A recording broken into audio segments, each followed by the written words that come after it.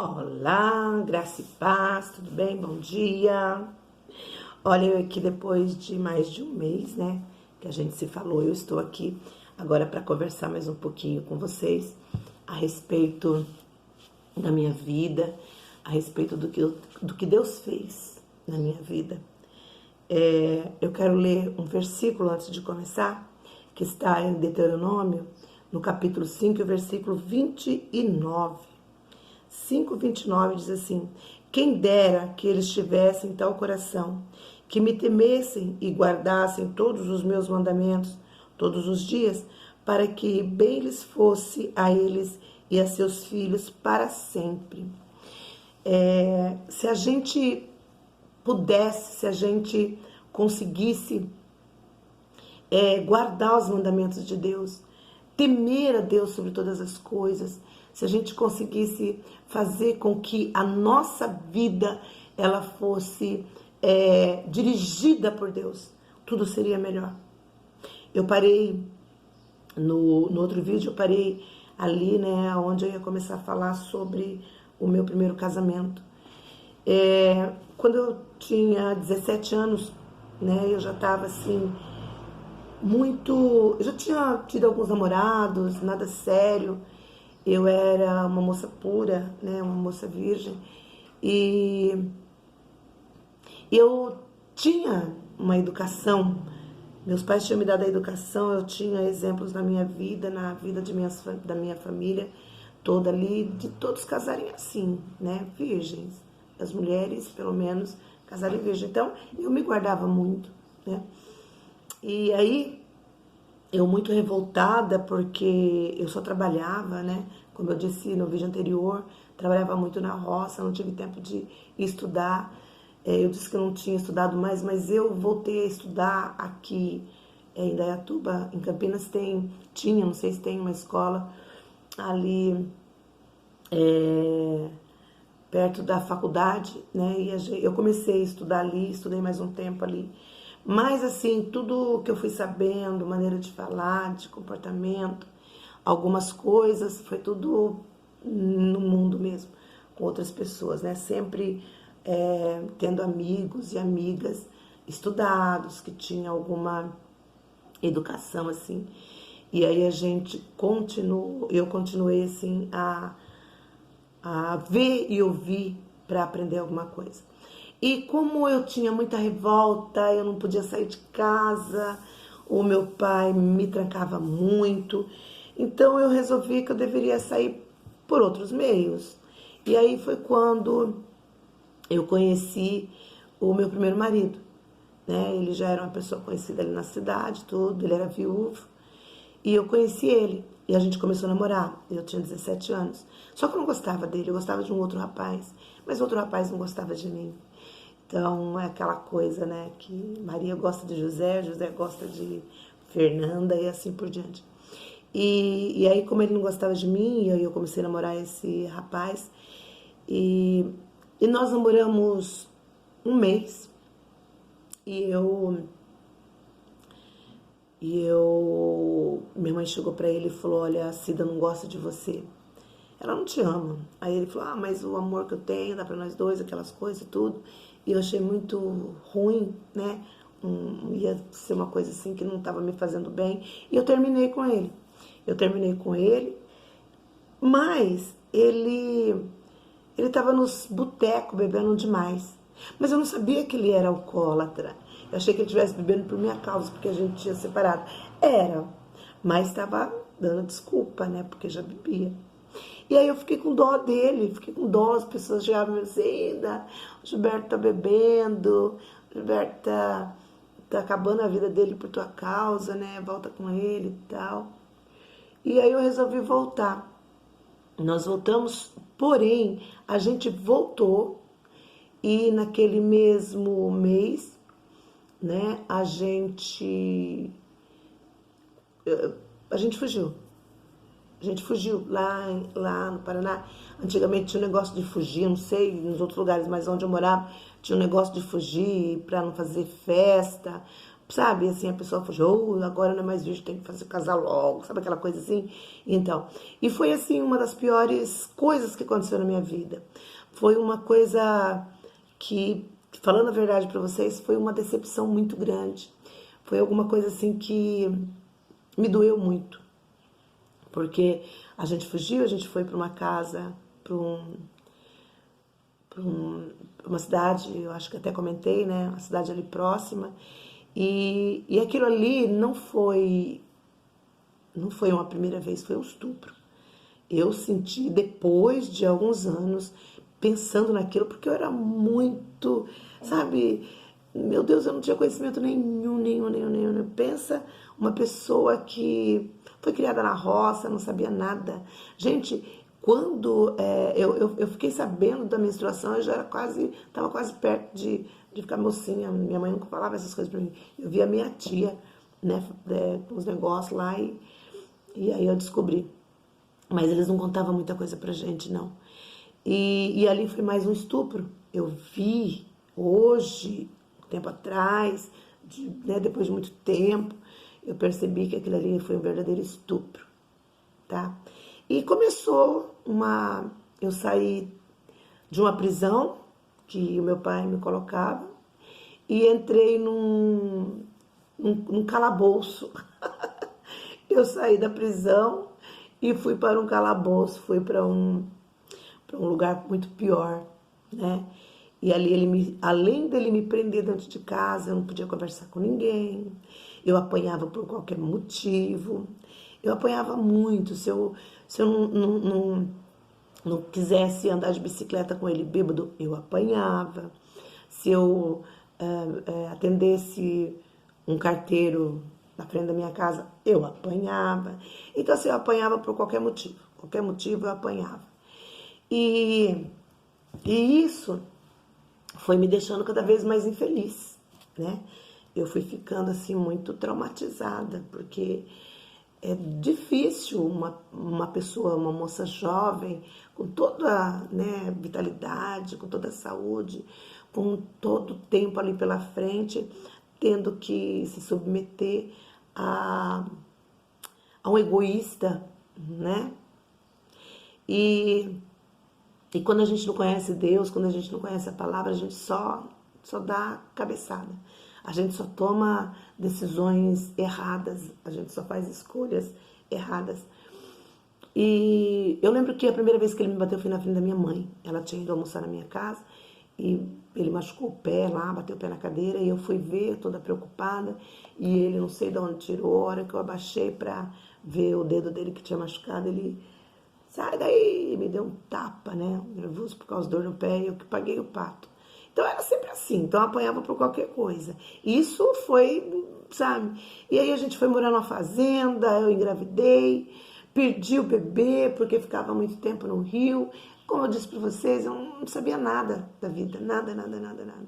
Ele me traía numa fazenda, ele era eletricista dessa fazenda, mas ele me traía demais, sabe? Tinha uma mulher lá que ele saía com ela, todo mundo vinha me contar, eu não fazia nada. Aliás, eu nem ligava, primeiro que eu nem sabia direito o que era traição, pra mim era normal, sei lá.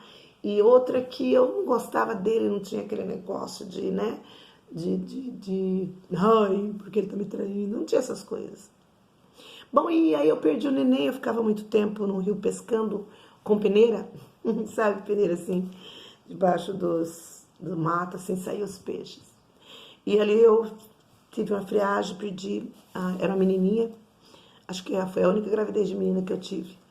Era uma menininha e ele sofreu muito com aquela perda, quis se matar, se jogou debaixo de carro, porque ele queria muito aquela filha, porque não sei o que e tal. E aí continuamos juntos.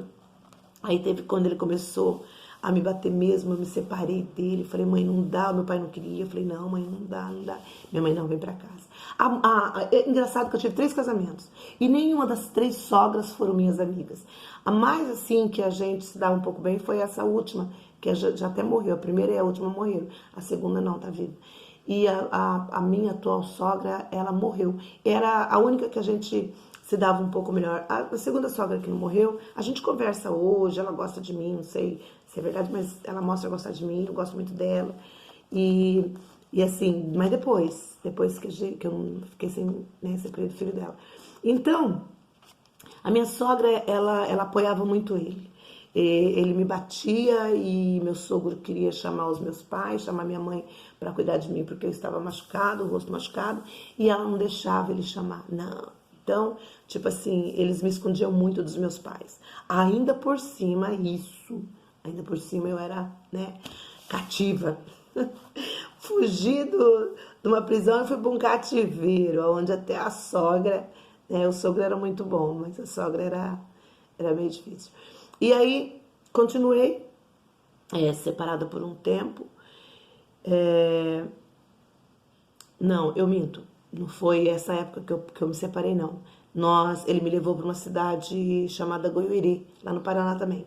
Depois que ele saiu da fazenda, depois que eu perdi o neném, não voltei mais para fazenda. E aí ele me levou para um lugar chamado Goiuiri. Ele foi na frente, trabalhou, depois me buscou e nós fomos para a cidade chamada Goiuiri. E ali em Goiuiri eu engravidei e não sabia. Eu fiquei grávida de novo e não sabia. E ele arrumou uma casa, alugou uma casa 4 cômodos, perto do dono da casa, e parede meia, né, com outra casa, era casa de madeira.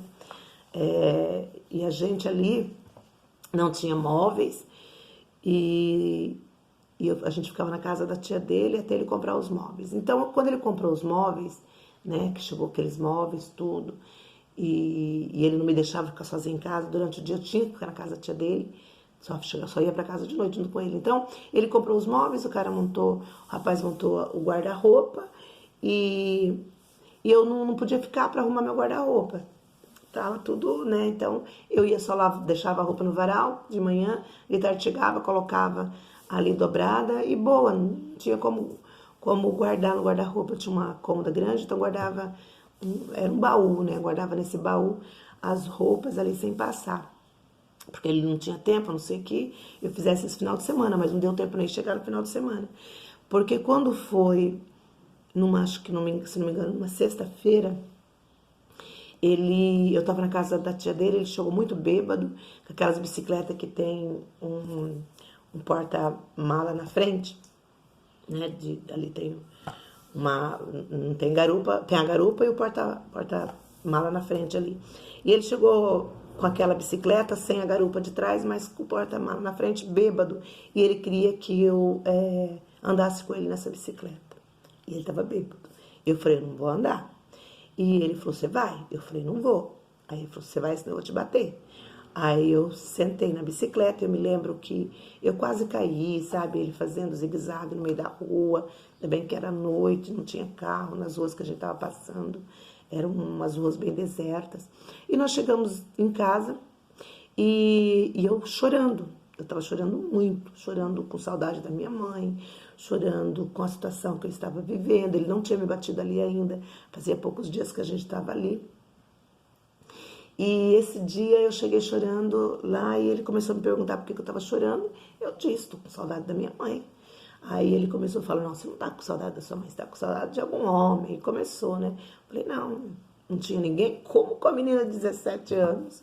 Eu já estava aí nessa época com 18, né? 18 para 19 anos, já quase fazendo 19 anos. Já tinha passado um tempo. E ele começou a me bater. Começou a me empurrar, começou a me bater, me jogou em cima do guarda-roupa novo, quebrou a porta. Ele me jogou no chão, ele me bateu, e eu chorando, e ele me bateu muito, e eu com vergonha dos vizinhos. E aí ele pegou um dinheiro, jogou o dinheiro na minha cara e falou, vai embora, você vai embora agora. Isso já era quase 10 horas da noite. Você vai embora agora. E eu, sem roupa para passar, comecei a arrumar minha roupa para vestir, tomar um banho. E aí, quando eu saí do banheiro, né? Antes de entrar no banheiro, quando tô entrando no banheiro, ele pegou as roupas e começou a jogar em cima de mim, jogar pra fora. Você vai embora agora, é agora que você vai embora, não quero você aqui. E começou a jogar a roupa pra fora. Eu guardei o dinheiro, ele começou a jogar a roupa pra fora. Peguei uma bolsa, comecei a juntar todas aquelas roupas que ele tinha jogado. Peguei a roupa que eu tinha arrumado pra eu vestir, coloquei no meu braço pra não amassar. Pensei assim, na rodoviária eu caço um jeitinho. E me troco, pelo menos, né? Vou ali no banheiro, pelo menos de roupa eu me troco. E comecei a pegar as coisas, juntei tudo dentro de umas duas bolsas grandes e comecei a sair, comecei a andar. E comecei a andar pelas ruas, né? Comecei a subir a rua da nossa casa, que tinha uma quadra toda sem asfalto, depois já começava o asfalto. E quando eu tô chegando para iniciar o asfalto, né? Terminou aquela quadra, ele me alcançou. A hora que ele me alcançou com uma faca desse tamanho, uma faca grande, enorme. E aí ele me alcançou com. Eu nem sei onde ele arrumou aquela faca. Aquela faca não era da cozinha lá, né? Da cozinha, não sei onde ele arrumou. Só sei que ele chegou com aquela faca grande e tentando, sabe, essas bocas de lobo grande de concreto? Então, mas era muito pesada. E ele, com a mão, ele me segurava, deixou a faca, começava com a faca assim, sabe, na mão, começava a querer abrir aquela boca de lobo, né? Aquele concreto puro, e ele não conseguia. E ele falava assim: eu vou abrir isso daqui, eu vou te matar e vou jogar você aqui dentro. E eu, desesperada, eu estava grávida, eu não sabia que eu estava grávida. Eu passei por tudo isso sem saber que eu estava grávida do meu primeiro filho. E ali ele insistindo, sabe, querendo abrir aquilo ali, querendo para me matar. Então eu vi que ele não ia conseguir abrir aquilo ali, ele ia me matar de qualquer jeito. E nesse instante que ele estava ali, com aquela luta, me segurando, meu braço, né, eu era magrinha, meu braço todo marcado, que ele estava me segurando com muita força. E ele e com a outra mão a faca, querendo me dizer que me matar, e ia, né? Mas de repente, o dono da casa, né, o que a gente morava, ele chegou. Ele chegou, ele chamava, eu ia fazer 19, ele me chamava de senhora. Ele falou assim: dona Cida, volta pra casa. Seu Gilberto, não faz isso não, seu Gilberto. E eu falava pra ele assim: ô moço, vai embora, moço. Ele vai matar o senhor também, moço. Vai embora, moço. Ele vai matar o senhor também. E aí ele falou: seu Gilberto, não faz isso não. Volta pra casa, dona Cida, vamos conversar. Vai esfriar esses ânimos, seu Gilberto. Não faz isso com a dona Cida. Não mata ela não. E começou a implorar, implorar. Aí ele parou, olhou pra minha cara e falou: você volta pra casa? Eu falei: volto. Aí voltei, né? Aí voltei, deixei as coisas lá, deitei pra dormir, ele não me deixou nem tomar banho, nada daquele jeito. Aí eu deitei pra dormir na cama ali, e ele deitou no chão ali, num colchãozinho no chão, não sei se era colchão, não sei o que era, deitou no chão, e toda vez que eu me mexia na cama, ele abria os olhos. Aí ele, com medo, né, que eu saísse na calada da noite com ele dormindo, ele deitou na cama junto, virado, né, com a cabeça para os pés, segurando a minha perna. Dormiu segurando a minha perna para eu não ir embora, para eu não sair dali. E aí, quando amanheceu o dia, ele já tinha sarado da bebedeira, e ele estava cabisbaixo, ele estava bem, né, ali, talvez arrependido de ter feito aquilo, sei lá, não sei. E aí ele olhou bem pra mim, falou pra mim assim: ó, toma um banho, pega suas coisas, eu vou levar você na rodoviária pra você voltar pra casa da sua mãe. Aí eu falei: de verdade? Ele falou: não, de verdade, pode ficar tranquilo, eu tô bem. Eu tô bem. E ele não pediu perdão. Eu tô bem, eu sei que você tem que voltar pra casa da sua mãe, então toma um banho. Eu fui, tomei banho, me troquei, a roupa já estava arrumada, né? E ele colocou naquela bicicleta as coisas ali e me levou até a rodoviária. Eu lembro, gente, que, olha para vocês verem, a gente, às vezes, a gente fica condenando os bêbados, quem bate, quem estupra. É para condenar mesmo, é errado, claro que tem que ser condenado, é errado. Mas a gente, às vezes, acha que é porque é uma pessoa ruim, uma pessoa má. E não é porque é uma pessoa ruim, uma pessoa má. É porque essa pessoa, ela está com espírito satânico. E eu posso dizer de verdade. Posso dizer que é de verdade isso. Quando a pessoa bebe, a pessoa se droga, quando a pessoa tem um caminho que não leva a Deus, quando a pessoa tem caminhos errados, quando a pessoa vive uma vida errada, ela não tem Deus. E quando Deus não está na vida dessa pessoa, né? Quando o Espírito Santo não habita nessa pessoa, com certeza, quem habita é Satanás.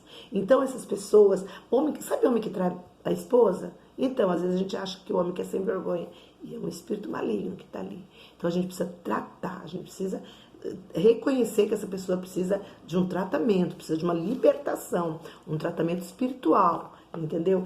Essa pessoa precisa de libertação. Assim como pessoas que se masturbam, né? Pessoas, um monte de gente. A gente vê isso dentro das igrejas e a gente precisa de libertação. Todos nós precisamos de libertação. É muito, muito importante. E eu tô falando isso porque quando eu entrei naquele ônibus, que eu vi aquele homem encostado naquele pilar, na rodoviária, né? Com a cabeça baixa. E do jeito que ele tava, aquele era o meu esposo. Aquele ali. Não aquele que tinha bebido, que estava me espancando e que queria me matar. Aquele lá não era meu esposo. Mas eu não entendia, não sabia. Hoje eu sei. Hoje eu sei. Hoje eu sei por quê? Porque hoje eu estudo a Bíblia. Hoje eu faço cursos de cura e libertação espiritual. Hoje eu sei que as pessoas, elas se submetem, né, a certo tipo de situação que deixa um coração sem Deus, uma vida vazia, um corpo vazio, que Satanás vai habitar. E aí quem faz a festa é Satanás. Então, ele vem e ele se manifesta na hora que a pessoa tá bêbada, na hora que a pessoa tá nervosa, na hora que alguma coisa acontece, aí ele se manifesta. De alguma maneira vai se manifestar, vai bater, vai matar, porque Satanás veio para matar, roubar e destruir mesmo. E isso é de verdade. E aí, eu via ele ali, eu via que não era, aquele era o meu esposo. Não aquele que tinha me batido, aquele que tinha me espancado, aquele que, nossa, não era. E isso é muito interessante a gente falar, porque você vê uma outra pessoa. Tem gente que fala assim, nossa, quando ele não bebe, ele é outra pessoa. Nossa, quando ele não tá drogado, é uma outra pessoa. Nossa, olha, precisa de ver a nossa vida. Eu não reconheci, porque a nossa vida, a gente vivia muito bem, a gente já se amava, e de repente, ele se virou nisso, de repente, ela começou a trair, de repente, ele começou a trair, de repente, o filho foi para as drogas, a filha foi para prostituição, por causa dessa palavra que eu li aqui para vocês em Deuteronômio 5:29. Exatamente por causa desta palavrinha, entendeu? Não é, a gente precisa saber. Olha só, no 5:29 diz: quem dera que eles tivessem tal coração que me temessem. Então, quem dera, Deus está falando, quem dera, se esse povo tivesse um coração que me temam, sabe? Que me temesse e guardasse os meus mandamentos todos os dias. Porque se a gente assim fizer, pode ter certeza que as coisas vão dar bem na vida da gente. Mas se a gente não guardar a palavra de Deus, se a gente não ter o nosso coração, tiver o nosso coração pronto, preparado para receber só Deus e ele ficar sem o Espírito Santo, pode ter certeza que outro Espírito vai adentrar nesse coração. E com certeza a gente não vai ser legal. Vai ser coisa ruim de se ver. Eu tô falando isso porque eu sei do que eu tô falando, meus irmãos. Eu sei do que eu estou falando, tá bom? Por isso que vocês têm que procurar Deus urgente. O casamento tem que ser primeiro Deus. Eu vou casar, mas o Senhor entra primeiro nesse relacionamento. Eu vou ter os meus filhos, mas o Senhor vem e abençoa o meu ventre. O Senhor abençoa meus filhos antes de ter os filhos. Abençoa seus filhos, abençoa seus netos. Ainda não tem? Vai abençoando. Abençoa toda a sua geração. Abençoa toda a sua geração. E depois disso, eu fui para casa, chorando de ver ele daquele jeito. Meu coração doía de ver ele daquele jeito. Mas eu fui para casa, cheguei lá, com a minha toda machucada, meus olhos todo machucado. Minha mãe chegou, eu tinha ido até no hospital, ela estava trabalhando, veio o patrão dela, né, Dr. Luiz, uma bênção. E já ali me abraçaram, ali já me deram carinho, já cuidaram ali daquele rosto todo inchado, né? Deram um jeitinho ali e tal. E eu fiquei na casa da minha mãe. E logo ele voltou também. Logo ele voltou para a cidade, porque os pais dele moravam ali, né? Logo ele voltou para a cidade. E aí, depois de 15 dias, eu fiz o teste de gravidez e eu estava grávida. Depois de 15 dias, eu fiz o teste de gravidez e eu estava grávida. E aí começou, né? Ele ficou sabendo, aí ele começou a querer voltar. Presta atenção, gente. Começou a querer voltar. E aí eu pensei, será que agora vai ser diferente? Porque agora tem um bebê que ele tanto queria. Agora tem ele era viúvo, não teve filho da outra mulher. Então, de repente, agora vai dar certo. Agora ele vai, sei lá, ficar bem comigo, né? Agora a gente vai poder viver uma vida boa. Foi o que eu pensei. E o doutor Luiz Chaves, minha mãe, falava, dona Rita, deixa eles voltarem. Ela não vai ficar sozinha mesmo, então que seja o marido, não sei o que e tal. E voltei. Outra burrada. Outra coisa errada que eu fiz. Você vai perguntar, vai falar assim, nossa, mas apanhou tanto, quase morreu e ainda voltou? Pois é, mas depois vocês vão ver o que vai acontecer no meu terceiro casamento. Vocês vão ver. E aí eu peguei, voltei com ele construiu no fundo da casa da minha mãe um cômodo grande, bem grande. Ali dividia a cozinha e o quarto, e ali nós ficamos. Porém, eu sei que não vai dar para eu falar muito sobre o que aconteceu, porque eu não quero estender esse vídeo para mais de 30 minutos, mas eu quero dizer para vocês que depois ele sempre bebeu, ele continuou com uma outra mulher que ele tinha lá, né? Ele continuava com outra mulher, mas ele chegava e eu estava sempre ali e ele continuou na bebida. Durante a minha gravidez foi bênção, ele não encostou em mim, bebia, mas chegava, ficava na dele, não encostou em mim, me tratou bem durante a gravidez toda. Porém, depois que o meu filho já estava com 8 meses de vida, 8 para 9 meses, ele chegou do serviço já tarde, né? Já era de noite. E estava tendo um forró na esquina da minha casa. E minha mãe estava lá, o meu pai estava. Eu queria ir. Eu gostava de forró, eu queria ir, né? Mas não podia, ele não estava em casa. Aí ele chegou e eu comentei com ele. Falei, eu não podia, eu tinha que chamar ele de bem, senão eu apanhava, tá? Mesmo apanhando era bem. Eu falei, bem, o pai e a mãe tá lá no forró lá, ó. Né? Ele, o que que tem? Eu falei, tá lá. Você quer ir?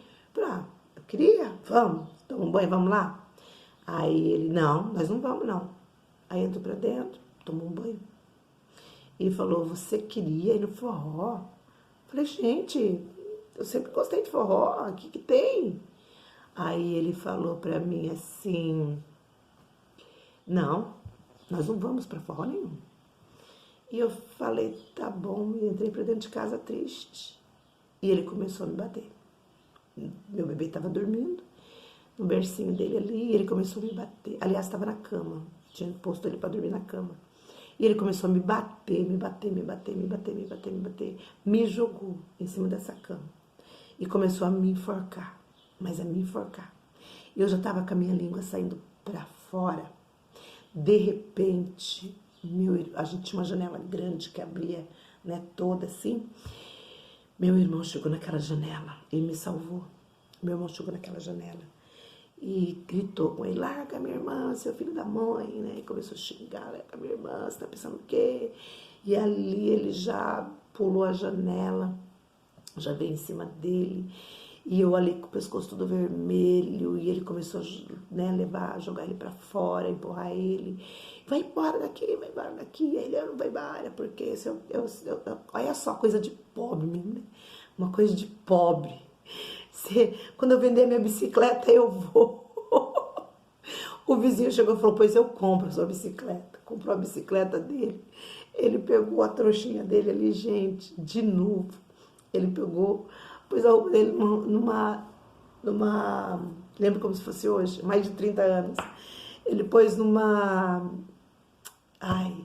numa caixa, na caixa de papelão, pôs as coisas dele na caixa de papelão, e eu olhando aquele homem indo embora com aquela caixa de papelão. Gente, eu odeio separação. Eu tenho pavor de separação. Quando algum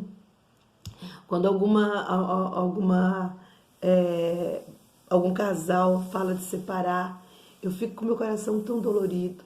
Quando eu fico sabendo que algum casamento fracassou, eu fico tão triste. Eu fico muito triste, porque eu não gosto de separação. Mas eu sabia que era a hora, né? E ele foi embora. Ele foi embora e dessa vez foi definitivo, tá? E aí amanhã eu conto para vocês mais. Eu vou ler aqui em Eclesiastes 5:7. Eclesiastes 5:7. Diz assim, ó. Porque como na multidão dos sonhos há vaidades, assim também nas muitas palavras, mas tu teme a Deus. Então, por mais que a gente tenha sonhos errados, por mais, olha aqui, a palavra de Deus diz, né, que a gente tem um monte de sonhos, um monte de sonhos, e a gente fala muito, mas a gente tem que temer a Deus. Mas a gente tem que entregar os nossos sonhos para Deus. É Ele que sabe o melhor para nós. É para Ele que você tem que entregar os seus sonhos, tá? É para Ele. Nós não podemos, sabe, ter palavras vãs. Não adianta a gente ficar cheio de palavras, ouvir muitas palavras, sabe? Pessoas que chegam para você querendo te conquistar e fala. São muitas palavras, são muitas coisas que você fala, nossa, esse me ama. Muitos galanteios, muitas promessas, muitas coisas mentirosas. Que uma pessoa que está carente, uma pessoa que está querendo fugir de um problema, vai cair no outro problema. Se não tiver Deus, se não temer a Deus. Então, por mais que você tenha sonhos, por mais que seu casamento esteja indo de mal a pior, por mais que seu relacionamento não esteja bom, sabe? Busca Deus. Ponha Deus nesse relacionamento. Se você buscar a Deus, se você realmente temer a Deus, se você se converter, o seu casamento vai se transformar, o seu marido vai se transformar.